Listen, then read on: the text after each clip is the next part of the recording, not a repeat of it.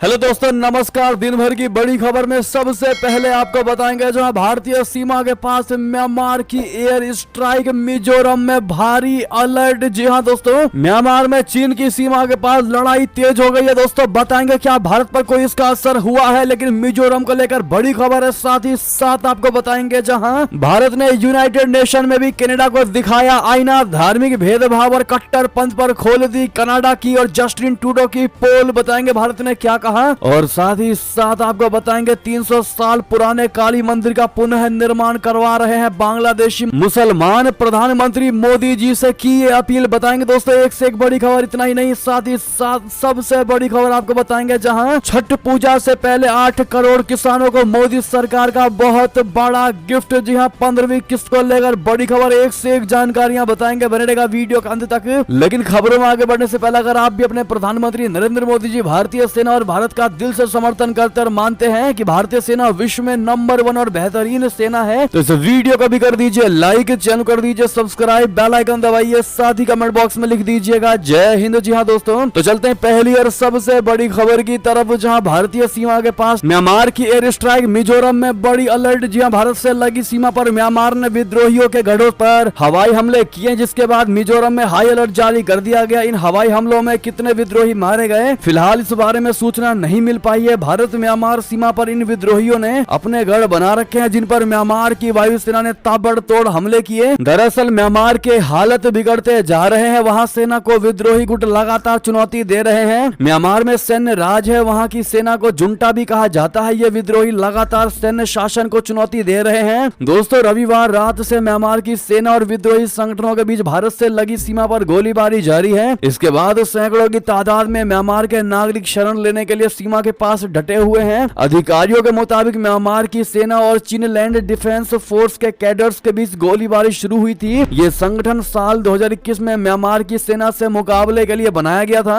चंफाई के deputy commissioner James लाल रिंचन ने कहा कि रविवार शाम से ही गोलीबारी चालू है, ये पूरी रात जारी रही और सोमवार सुबह खत्म हुई। ऐसी भी रिपोर्ट्स हैं कि अंतरराष्ट्रीय सीमा के पास बम गिराए गए, लेकिन भारत में कोई नुकसान नहीं हुआ। सुरक्षा सूत्रों के मुताबिक पिछले 2 हफ्तों में उत्तरी शान राज्य में यानी म्यांमार में चीन की सीमा के पास लड़ाई तेज हो गई है। जी हां, इतना ही नहीं दोस्तों, अगली बड़ी खबर की बात करें, जहां आखिर म्यांमार में इतनी दिलचस्पी क्यों ले रहा है रशिया। किया युद्ध का अभ्यास, भारत समेत इन हिंद महासागर पर कैसा असर, बता दे। रशिया और म्यांमार ने हाल में ही अंडमान सागर में, यह अलग खबर है दोस्तों, रशिया और म्यांमार ने हाल ही में अंडमान सागर में नौसैनिक अभ्यास किया है। ये पहली बार है जब रशिया और म्यांमार ने किसी द्विपक्षीय युद्ध अभ्यास में हिस्सा लिया है। इसे रशिया और म्यांमार के बीच बढ़ते सैन्य और रणनीतिक संबंधों के तौर पर देखा जा रहा है। पिछले 2-3 साल से म्यांमार और रशिया की नजदीकियां काफी ज्यादा बढ़ गई हैं। म्यांमार में रूसी वायुसेना के कई ट्रांसपोर्ट विमान ट्रैक किए गए हैं। पश्चिमी देशों का दावा है कि रशिया म्यांमार की सैन्य सरकार को हथियार मुहैया करा रहा है, जिसका इस्तेमाल लोकतंत्र समर्थकों और आम लोगों के खिलाफ किया जा रहा है। हिंद महासागर की भू राजनीतिक में इस तरह के नौसैनिक अभ्यास को काफी अहम माना जा रहा है। इसका भारत पर भी प्रभाव पड़ेगा, क्योंकि हिंद महासागर में भारत सबसे बड़ी नौसैनिक शक्ति है। ऐसे में दोस्तों आपसे हमारा सवाल है कि रशिया के साथ दोस्ती से म्यांमार को क्या फायदा होगा, देखते क्या कहती भारत की जनता। अगली खबर की बात करें, जहां पर भारत ने यूनाइटेड नेशन में कनाडा को दिखा दिया असली वाला शीशा आईना, धार्मिक भेदभाव और कट्टरपंथ पर खोल दी जस्टिन ट्रूडो की पोल। बताते खालिस्तानी आतंकी निज्जर की हत्या के बाद भारत और कनाडा के संबंधों में तनाव बना हुआ है, ये आप सब जानते ही हैं। अब यूएन में भी भारत ने कनाडा की जमकर पोल खोलकर रख दी है। भारत ने कहा कि कनाडा में अभिव्यक्ति की आजादी की दुरुपयोग किया जा रहा है और कट्टरपंथी ताकतों को बल मिल रहा है। भारत ने कनाडा को सुनाकर कहा है कि धार्मिक अल्पसंख्यकों के पूजा घरों पर हमला और हेट क्राइम के आंकड़े कनाडा में तेजी से बढ़े हैं। जिनेवा में यूएनएचआरसी ने चौथी बार कनाडा में मानवाधिकार मामलों की समीक्षा की है। बता दें कि universe periodic review working group UN के सदस्य देशों में मानवाधिकार की समय समय पर समीक्षा करता है। वैसे तो इस ग्रुप में 47 देश ही शामिल है, लेकिन जब बात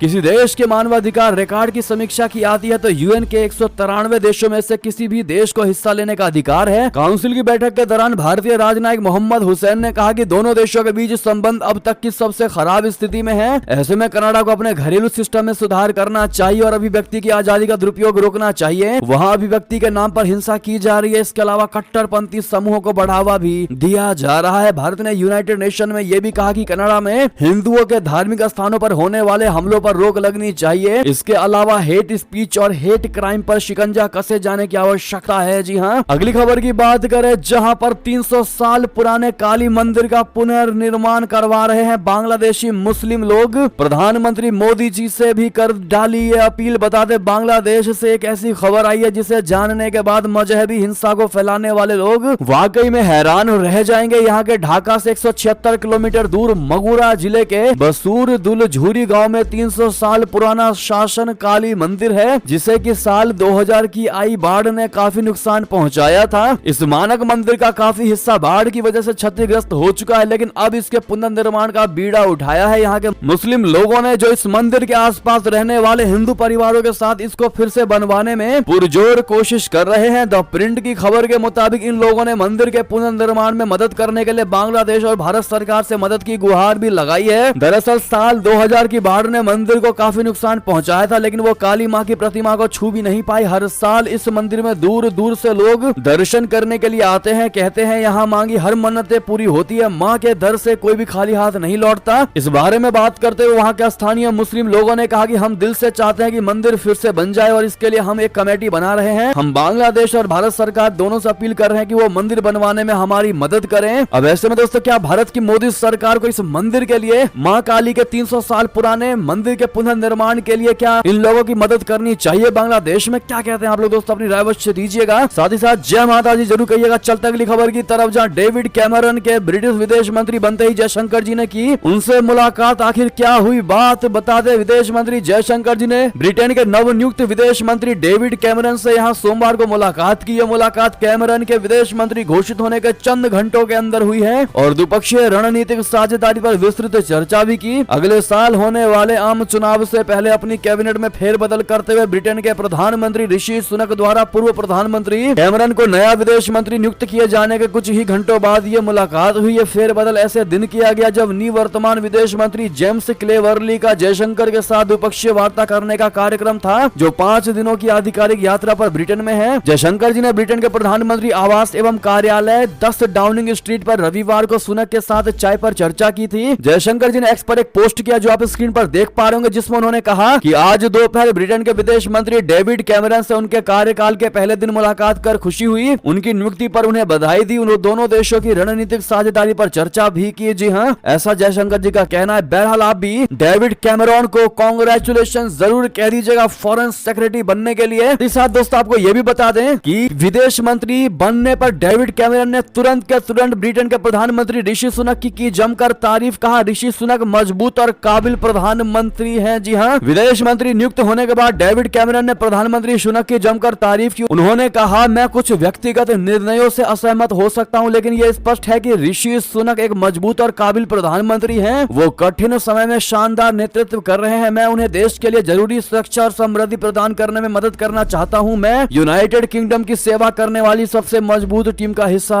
बनना चाहता हूं। जी हाँ दोस्तों, अगली खबर की बात करते हैं, जहां पर अंदर हमास की आतंकी, बाहर इजरायली सेना। गाजा के अस्पताल में फंसे मरीज हुए बेहाल, जारी है लगातार हमला। बता दें अभी अभी की सबसे बड़ी खबर, इजरायली सेना जल्द से जल्द गाजा पट्टी से हमास सफाया करने में जुटी है। उसकी अलग अलग ब्रिगेड गाजा के अलग अलग इलाकों में युद्ध को आगे बढ़ा रही है। इजरायली सेना मध्य पूर्व की सबसे शक्तिशाली सेना मानी जाती है। उसी सेना ने गाजा में हमास की 2 इमारतों को जोरदार धमाके से उड़ा दिया है। गाजा पर जमीनी आक्रमण करने के बाद इजरायली सेना हमास लड़ाकों के हमले के बीच आगे बढ़ रही है। इजराइल की फौज अब हमास को पूरी तरह से खत्म कर देना चाहती है, लेकिन इस दौरान गाजा के अस्पतालों को लेकर इजराइल भी सवालों के घेरे में है। इजरायली सेना की हारेल ब्रिगेड गाजा पट्टी के एकल करमेन इलाके में हमास के ठिकानों को तबाह करती हुई आगे बढ़ रही है। इजरायली सेना ने एक वीडियो जारी कर दिखाया है कि उसके सैनिक गाजा में कितनी भीषण जंग लड़ रहे हैं। इजरायली सेना की हारेल ब्रिगेड रिजर्व ब्रिगेड है जो दक्षिणी इजराइल में तैनात थी और अब गाजा पट्टी में हमास का सफाया करने में जुटी है। गाजा में हमास संचालित हेल्थ मिनिस्ट्री ने दावा किया है कि बिजली चली जाने से अल शिफा अस्पताल में इनक्यूबेटर में रखे गए शिशुओं ने दम तोड़ दिया। वहीं डॉक्टरों ने अपने मोबाइल के टॉर्च की रोशनी में मरीजों का ऑपरेशन किया। जी हाँ, ये ऐसा हालात है दोस्तों। इस हॉस्पिटल का इस खबर पर अमेरिका ने भी चिंता जताई। साथ ही फ्रांस के राष्ट्रपति पहले ही कह चुके हैं कि इजराइल को अस्पतालों को इस लड़ाई से दूर रखना चाहिए। दोस्तों इतना ही नहीं, आपको बता दें अब इस देश की राजधानी को गाजा बना देगा इजराइल। दे डाली अब तक की सबसे खतरनाक धमकी। दरअसल इजराइल हमास युद्ध में अब तक हिजबुल्लाह खुलकर सामने नहीं आया है, लेकिन वो हमास का समर्थन कर रहा है, जिसे देखते हुए इजराइल ने धमकी दी है कि वो बेरूत को गाजा बना सकता है। हिजबुल्लाह के बयान के जवाब में इजरायली रक्षा मंत्री योव गैलेंट ने चेतावनी चेतावनी दी है कि इजराइल बेरूत को भी गाजा बना सकता है। इजरायली सरकार की यह धमकी काफी सख्त मानी जा रही है। हिजबुल्लाह नेता हसन नसरुल्लाह ने इजराइल को चेतावनी दी थी कि वो लेबनान के खिलाफ लड़ाई न लड़े वरना अंजाम बुरा हो सकता है। सुसाइड ड्रोन बुरकान मिसाइल तैनात कर सकते हैं। जी हाँ दोस्तों, साथ ही साथ हमास के हमले की जिम्मेदारी क्यों नहीं लेते, इस सवाल पर बुरी तरह घिरे नेतन्याहू ने क्या जवाब दिया आपको बता दें। इजराइल हमास का हमला रोकने में नाकाम क्यों रहा, इस सवाल को लेकर वहां के प्रधानमंत्री बेंजामिन नेतन्याहू बुरी तरह से घिरते नजर आ रहे हैं। उन्होंने इस सवाल का जवाब देने के बजाय फिलहाल पूरा ध्यान हमास को हराने पर लगाने की बात कह डाली। CNN से बात करते हुए नेतन्याहू ने कहा कि हम सभी सवालों का जवाब देंगे, लेकिन अभी पूरे देश का एकमात्र उद्देश्य युद्ध में जीत होना चाहिए। बढ़ते अगली बड़ी खबर की तरफ, जहां अमेरिकी प्रेसिडेंट जो बाइडेन की पोती की सिक्योरिटी में बहुत बड़ी चूक, 3 लोगों ने तोड़ा सुरक्षा घेरा, सीक्रेट सर्विस एजेंट्स ने दागी गोलियां। जी हां दोस्तों, अमेरिका के राष्ट्रपति जो बाइडेन की पोती नाओमी बाइडेन की सुरक्षा में बहुत बड़ी चूक का मामला सामने आया है। कहा यह जा रहा है कि 3 अज्ञात लोगों ने नाओमी की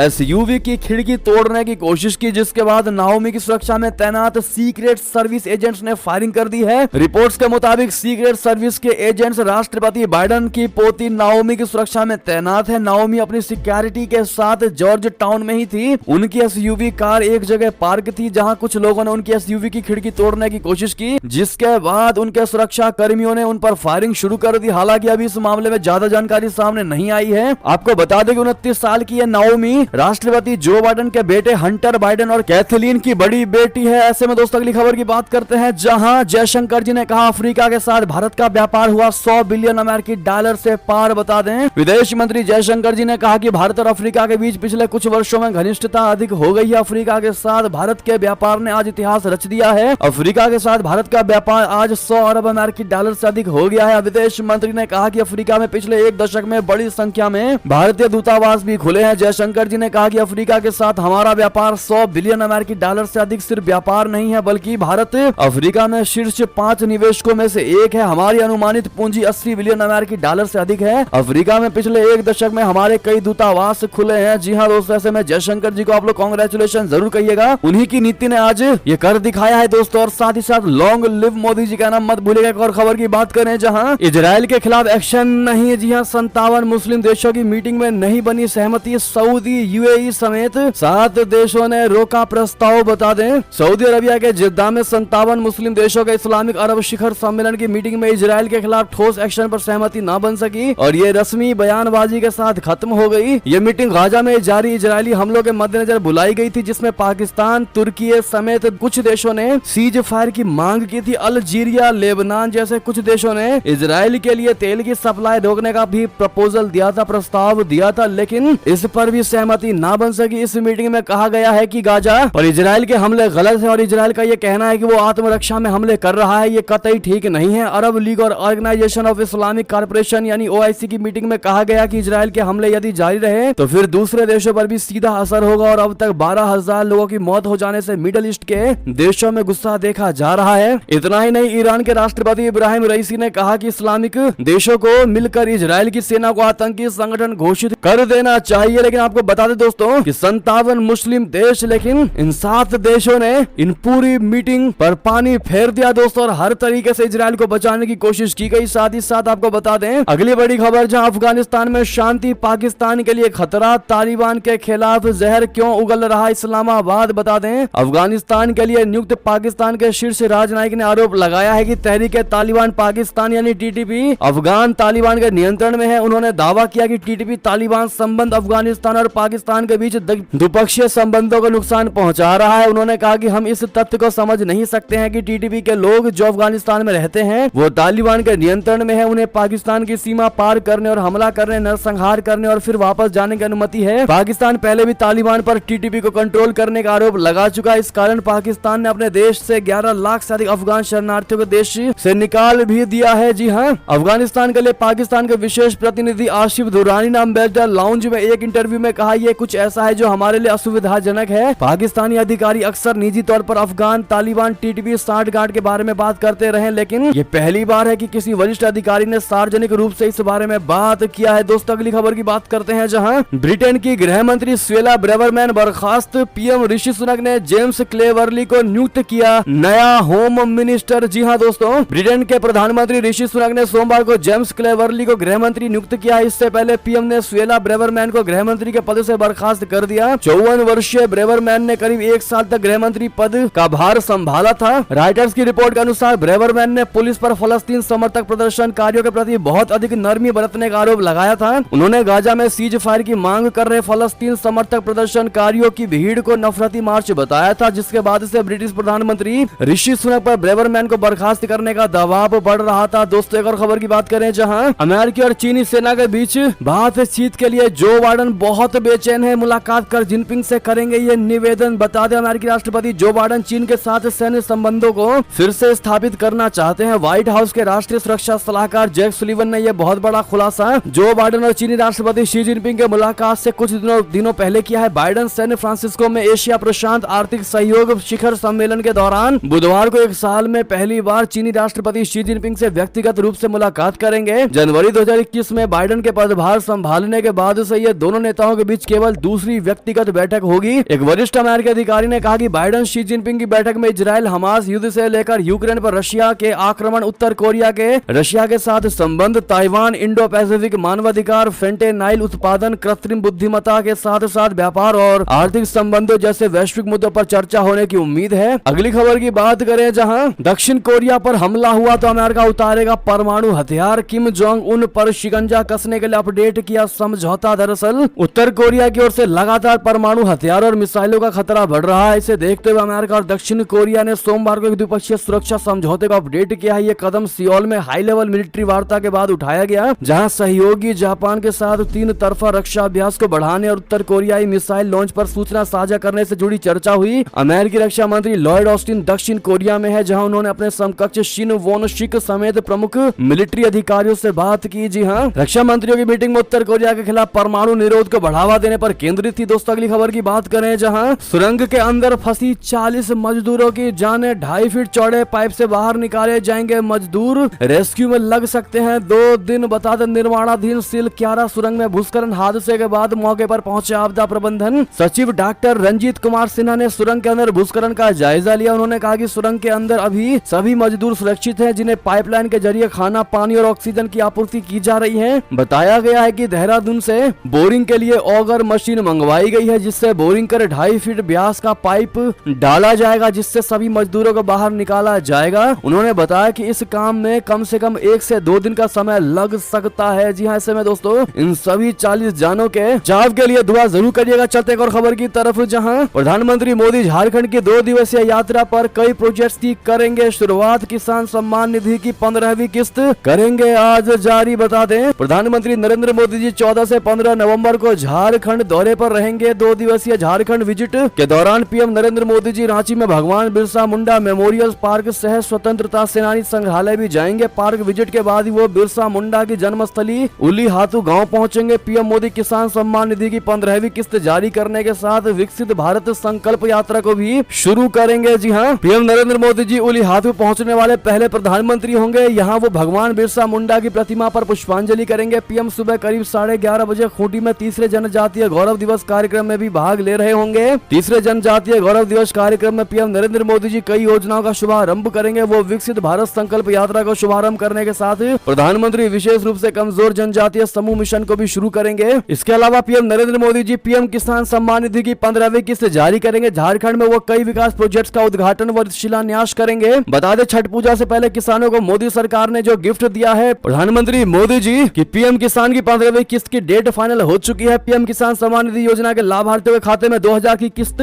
आने की डेट फिक्स हो चुकी है। बता दें एक दिन बाद यानी कि कल 15 नवंबर को पीएम किसान की 15वीं किस्त जारी की जाएगी। केंद्रीय कृषि मंत्री नरेंद्र सिंह तोमर ने एक्स पर अपनी पोस्ट में लिखा है कि पीएम किसान सम्मान निधि की 15वीं किस्त 15 नवंबर 2023 को प्रधानमंत्री श्री नरेंद्र मोदी जी द्वारा देश के पात्र किसानों के बैंक खातों में डीबीटी के माध्यम से की जाएगी हस्तांतरित। यानी कि बस एक दिन का है इंतजार। इस तरह चेक कर सकते हैं आप लोग अपने लिस्ट में नाम। जी हाँ, कैसे दोस्तों वो सारी जानकारी आप स्क्रीन पर देख ही पा रहे होंगे। अगली खबर की बात करें, जहां हिमंता बिश्व शर्मा की याददाश्त कमजोर है, वे इतिहास से भूगोल भी नहीं जानते। जी हाँ, दानिश अली का बहुत बड़ा पलटवार। बता दें असम के मुख्यमंत्री हिमंता बिश्व शर्मा ने मध्य प्रदेश के नर्मदापुरम में कांग्रेस पर निशाना साधते हुए कहा था कि कांग्रेस की सरकार में देश में हर दिन धमाके होते थे, मुंबई और संसद पर आतंकवादी हमले होते थे। असम सीएम के इस बयान पर बीएसपी सांसद दानिश दानिश अली ने पलटवार करते हुए कहा कि उन्हें इतिहास और भूगोल की जानकारी नहीं है। बीएसपी सांसद ने कहा कि संसद पर जब आतंकवादी हमला हुआ था तब बीजेपी की ही सरकार थी। अटल बिहारी वाजपेयी प्रधानमंत्री हुआ करते थे और बीजेपी के लौह पुरुष लाल कृष्ण आडवाणी गृह मंत्री थे। दानिश अली ने हिमंता की ओर इशारा करते हुए कहा कि उन्हें इतिहास और भूगोल के बारे में जानकारी नहीं है। दानिश अली ने कहा शायद हिमंता विश्व शर्मा की याददाश्त कमजोर है या वो जानबूझकर ऐसा बोल रहे हैं। ऐसे में दोस्तों दानिश अली के इस बात का आप लोग क्या जवाब देना चाहेंगे, कमेंट में लिखकर अवश्य बताइएगा। अगली खबर की बात करें जहां राहुल गांधी ने मध्य प्रदेश के लोगों से किया वादा, 500 रुपए में सिलेंडर, किसानों का 2 लाख रुपए तक का कर्ज करेंगे माफ। जी हां, कांग्रेसी नेता राहुल गांधी ने सोमवार को मध्य प्रदेश की भारतीय जनता पार्टी यानी भाजपा सरकार पर बड़े पैमाने पर भ्रष्टाचार में लिप्त होने का आरोप लगाते हुए दावा किया कि ये राज्य देश की भ्रष्टाचार राजधानी है। मध्य प्रदेश के नीमच जिले में एक जनसभा को संबोधित करते हुए राहुल गांधी ने केंद्र और राज्यों में कांग्रेस के सत्ता में आने पर जाति जनगणना का भी वादा किया और विश्वास जताया कि उनकी पार्टी प्रदेश के विधानसभा चुनाव में जीत हासिल करेगी। उन्होंने वादा किया कि उनकी पार्टी की सरकार 500 रुपए में एलपीजी सिलेंडर उपलब्ध करवाएगी, किसानों का 2 लाख रुपए तक का कर्ज माफ करेगी, गेहूं के लिए 2600 रुपए का न्यूनतम समर्थन मूल्य देगी तथा 100 यूनिट तक मुफ्त बिजली देगी। जी हाँ, अगली खबर की बात करें जहां सस्ता हुआ खाने पीने का सामान, 4 महीने के निचले स्तर पर महंगाई दर। जी हाँ, खाने पीने का सामान अक्टूबर महीने में सस्ता हो गया है। सरकारी आंकड़ों के इस बारे में जानकारी मिली है। खाने का सामान सस्ता होने की वजह से खुदरा महंगाई में नरमी देखने को मिली है। ये आंकड़ा 4 महीने के निचले स्तर पर 4.87% पर रही है। जारी सरकारी आंकड़ों के मुताबिक उपभोक्ता मूल्य सूचकांक आधारित खुदरा मुद्रास्फीति सितंबर में 3 महीने के निचले स्तर पर यानी 5.02% थी। वहीं इससे पहले जून में महंगाई दर 8.87% दर्ज की गई थी। जी हाँ, साथ ही साथ एक और खबर बता दें जहां अयोध्या में बन रहे भव्य राम मंदिर के समारोह के लिए 10 करोड़ से अधिक लोगों को जाएगा आमंत्रण यानी कि इनविटेशन। विहिप यानी वीएचपी विश्व हिंदू परिषद ने बहुत बड़ा बयान दिया है। बता दें अयोध्या में बन रहे राम मंदिर को लेकर देश स्तर पर जोरों शोरों से तैयारी चल रही है। इस कार्यक्रम को ऐतिहासिक और अलौकिक बनाने के लिए विश्व हिंदू परिषद ने हर्षोल्लास के साथ तैयारियां कर रहा है। आपको बता दें कि अयोध्या में रामलला के प्राण प्रतिष्ठा समारोह के लिए 22 जनवरी की तारीख तय की गई है। विश्व हिंदू परिषद देश विदेश से लगभग 10 करोड़ से अधिक परिवारों को इस कार्यक्रम में शामिल होने के लिए आमंत्रित करेगा। इस दिन अयोध्या में बन रहे रामलला के मंदिर में भगवान श्री राम जी की प्राण प्रतिष्ठा की जाएगी, जिसको लेकर तैयारियां अभी से जोरों शोरों से शुरू हो गई हैं। कई हिंदू संगठन इसके लिए काम कर रहे हैं। लोगों को घर घर जाकर पाती बांटने की भी तैयारी है। ऐसे में दोस्तों आप लोग क्या इस समारोह में जाएंगे, कमेंट में लिखकर अवश्य बताइएगा और साथ ही साथ जय श्री राम जरूर कह दीजिएगा कमेंट में। साथ ही साथ अंतिम खबर की बात करें जहां फिर प्रदूषण की चपेट में आई दिल्ली, 400 के करीब पहुंचा AQI। 3 दिन छाई रहेगी स्मॉग की चादर। जी हां, राष्ट्रीय राजधानी दिल्ली के लोग फिर से प्रदूषण के दुष्ट चक्र में फंसते दिखाई दे रहे हैं। दिल्ली के वायुमंडल में बनी स्मॉग की चादर अगले 3 दिनों तक छाई रहने की आशंका है। पृथ्वी विज्ञान मंत्रालय द्वारा तैयार किए गए वायु गुणवत्ता पूर्व चेतावनी प्रणाली के मुताबिक अगले 3 दिनों के दौरान वायु की गुणवत्ता गंभीर श्रेणी में रहने के आसार हैं। दिल्ली में इस बार 2 नवंबर के बाद से ही लोगों को भारी प्रदूषण का सामना करना पड़ रहा था।